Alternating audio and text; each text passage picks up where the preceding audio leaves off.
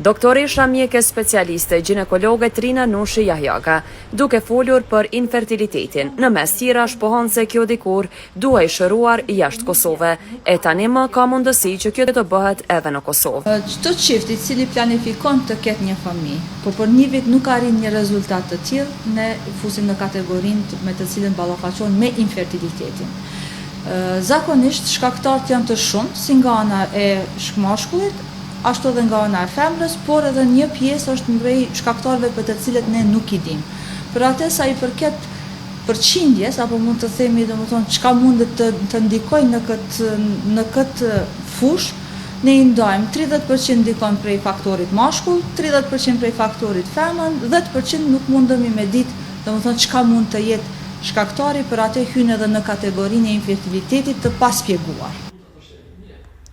Ajo gjithashtu njoftoi edhe për pacientët se te kush duhet të kërkohet ndihma, kurse ajo nuk harroi të akceptojë e të veçojë edhe faktin se mosha 30 deri në 35 vjeçare, nëse pas një viti martese nuk mund të ketë shtatzani, duhet të kërkohet ndihma e ginekologut profesional. Po meqense sot martesat janë të shtyera, do të thotë derisa para 20 viteve martesa kryesisht kanë ndodhur mes moshës 20 deri në moshën 25 vjeçare, sot martesat kryesisht ndodhin mes moshës 30-35. Me shtyrjen e martesës, do të thotë rritet edhe shkalla e infertilitetit, sidomos kur kemi të bëjmë me faktorin femër, e cila ka një orë biologjike të caktuar ku edhe lund rol në arritjen e shtatzanisë. Sot me rëndësi është karriera, do të thotë shkollimi, arritja, realizimi i ambicijeve të gjinisë femrore sidomos, por edhe shtyrja e martesës, po edhe vitet ginekologjike shtyhen do të thotë në mbi moshën 30, kohëve të fundit vit 35. Nuk është shkaktari kryesor, do të thotë po është një prej shkaktarëve, se normal çiftin e përbën si faktori mashkull, ashtu edhe faktori femër, po në njëjtën kohë do të thotë edhe prej faktorit mashkull gjithashtu lund rol stili i jetës, forma, bashkëtesa. Pastaj ajo shpjegon edhe rritjen që duhet të ketë për të shtyer suksese dhe porositë me kontaktet me ginekologët profesional, për të pasur shtyni duhet të konsultohen e të kërkohet trajtim sa më herët që është e mundur.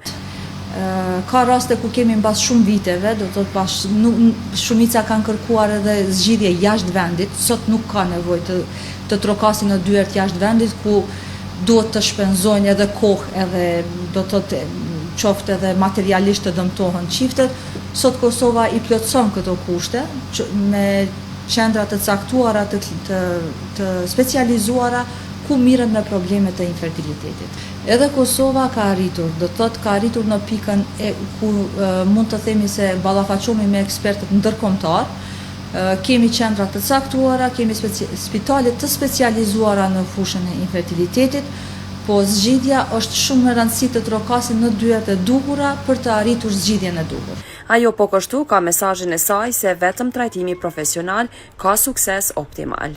Është shumë me rëndësi kur dëshirojnë të kenë një fëmijë, por nuk e arrin atë zgjidhje, të lajmërohen tek ekspertët e caktuar. Lire me ju në çdo iftar.